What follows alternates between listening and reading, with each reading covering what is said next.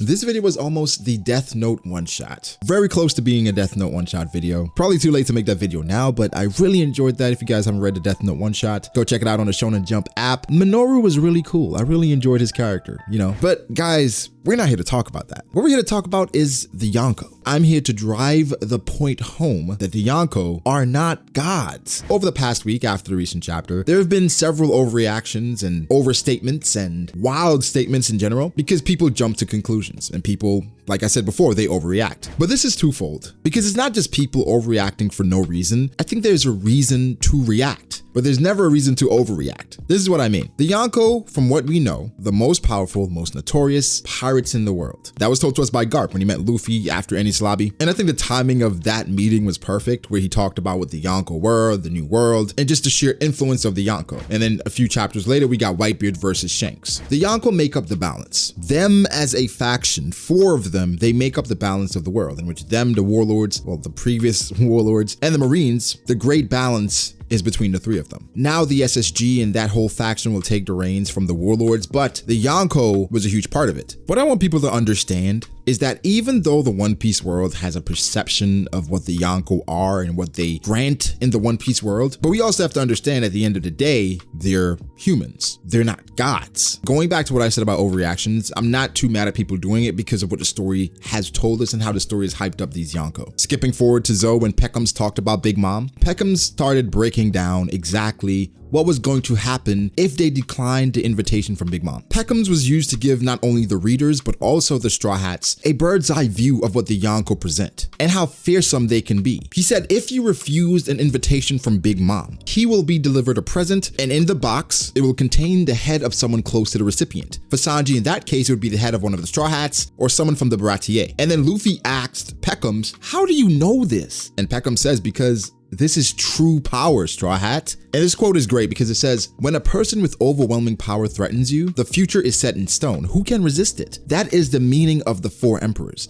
There is simply no other option. I think it's brilliant how Oda tied in the future here, because going to Whole Cake Island, we learned a lot about the future with Katakuri. But regardless, so the scope of the Yonko, with their influence, not only them as people, as characters, but fleets, territory, connections. It's all there, and that's the meaning of being a Yonko. But the Yonko, again, driving it home, they're not gods. A Yonko is a culmination of many things. Because if it's just strength, right? The Gorosei, after Whitebeard fell, were just the person that they felt like was the strongest after Whitebeard died. Okay, he's the next strongest, we believe, so that's the next Yonko. But it's a culmination, like I said. After Blackbeard took out Whitebeard, right, because he was the catalyst for it all, the Gorosei said there were a few options in regards to taking down Blackbeard. It could be Marco and the remnants of the Whitebeard pirates, or the other Yonko. However, Blackbeard was not recognized as a Yonko until the Payback War. During the 2-year time skip, Blackbeard was taking over Whitebeard's territories, not to mention the crew that he assembled in Impel Down, acquiring Whitebeard's devil fruit, and just becoming a force. So it's not just about personal strength, because again, if it was just about that, after getting 2 devil fruits, no one had done that before from what they know of. Okay, immediately appoint him as Yonko. No, but it takes more than that. So that structure of what the Yonko represent, it could be godly. They are at the top of the pirate world, next to the Marines, but they're not gods. One Piece does this brilliantly, in which it changes perspective a lot. It tells you what the characters in the story feel about things, but then it shows you the reality of such. Going back to Celestial Dragons, there's this perception of Marijoa, where it's this beautiful place, it's heavenly, it's godly, everything there is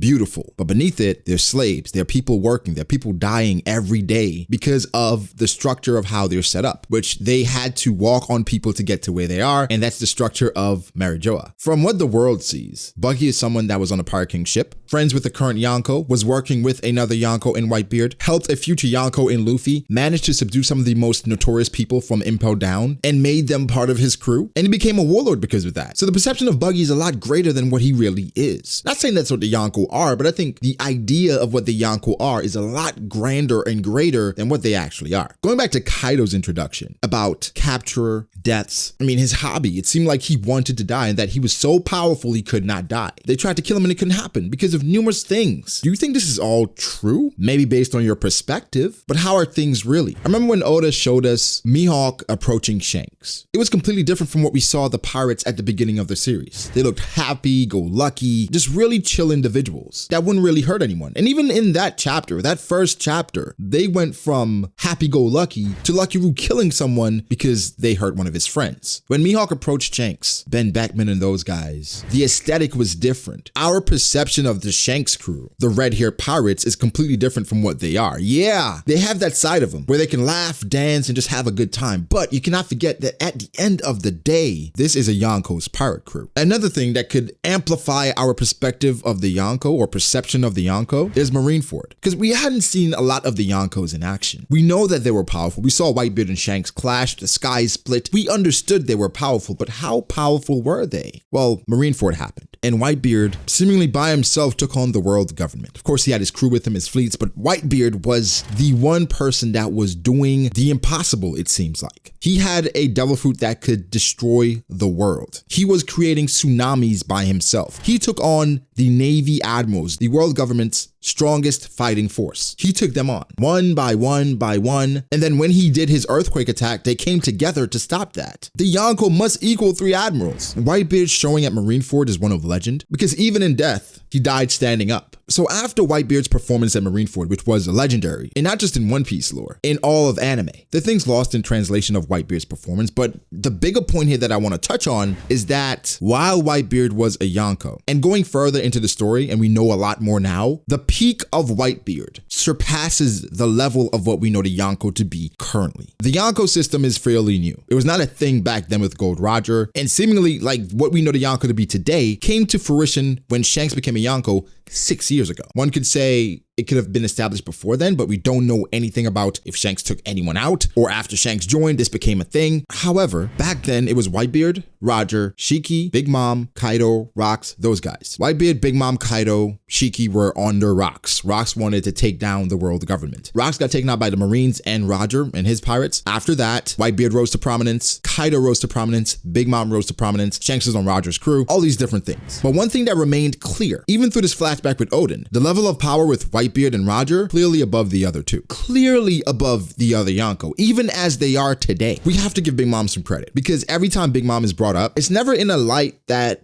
downplays her greatness. It's just one that people would rather avoid Big Mom than to really engage with her. But what I'm trying to get across mostly is that, so the Whitebeard performance in Marineford, as great as it was, and again, Whitebeard, I think he was weaker than all the current Yonko, but he was able to get to a level that maybe some of the Yonko could not achieve, because in his prime, he was at a level that they could not attain. He was, and in my opinion, the strongest person in One Piece ever, next to Roger. And that's an argument. You can make a great argument for Whitebeard. And so what we saw at Marineford, even though he was weakened and old, and this isn't talked about a lot, but even when you're old, right? And when you're older, the problem is not that you lose your skills. The problem is not that you always just get weaker. The problem is that you lose the ability to consistently produce. You lose the ability to consistently bring out the best out of you because of old age, fatigue, you get tired a lot faster, your body doesn't work the way it normally does. You don't just automatically lose power. Consistency is the main point of it. So let's take it to the real world for a little bit. And going to athletes. Older players, sometimes they come and they play, and they would have games where they erupt and they look just like their old selves. And you're like, that's vintage. Then the next game, you're like, what happened? Consistently able to bring the best out of you, not possible. So Whitebeard, you could argue some of the things he did at Marineford could have been comparable to his prime self. But even in Marineford, they showed you he couldn't consistently do it. From the heart attacks to the fatigue to his reaction time, things were inconsistent. So that whole performance, I think that just warped our mind. That godly performance from Whitebeard, which is unlike anything we will ever see again, it gave us an expectation of what the Yonko should be. Fast forward to the next time we see a Yonko, Big Mom. As amazing as Big Mom is, dominant, strong, she has some speed to her, she has all these things around her, a powerful devil fruit, an amazing family, Oda made it clear to point out that Big Mom is severely flawed. So the the perception of Big Mom is what Peckham's told us. When we got to Whole Cake Island, we saw exactly what Big Mom was. A dysfunctional family that's being held together by a created fallacy and overwhelming strength. So Big Mom is insanely strong. Big Mom is insanely dysfunctional. Big Mom has amazing children to hold it all together. Seemingly Katakuri, Mondor. They keep things afloat. It's not what we expected it to be. We thought Big Mom was a very full functioning machine where everything was working the way it should. Big Mom suffered because of her network, her kid, Opera. And this is a byproduct of things being ruled by force. With Big Mom, she was ruling with an iron fist where her kids were definitely afraid of her. And that led to the downfall of the Big Mom Pirates. Granted, they did not fall per se, but they lost to the Straw Hats. Effectively based on what the Straw Hats were set out to accomplish, to save Sanji, to get a poneglyph with minimal casualties. Pedro died, Jinbei, we're not sure, but Pedro wanted to die anyway. He didn't have that much life left. And the Straw Hats, they got out virtually unscathed. So that's a W. From what we know of Shanks, like I said, happy-go-lucky, very strong, the youngest of the Yonko. Also pointed out that he lost a Blackbeard, pre-time skip, without his devil fruit. Lost an arm to a Sea King. Granted, that was more symbolic. The Blackbeard point is even greater because Blackbeard is not the strongest person in the series right now. However, Blackbeard was able to catch someone of that caliber off guard to the point that he came to Whitebeard to warn him about his commander going after Blackbeard. He left that much fear in Shanks that Shanks said, you gotta stop him. And now to Kaido. I mentioned him before in his incredible nature, being the world's strongest living thing, cannot die, cannot be hurt,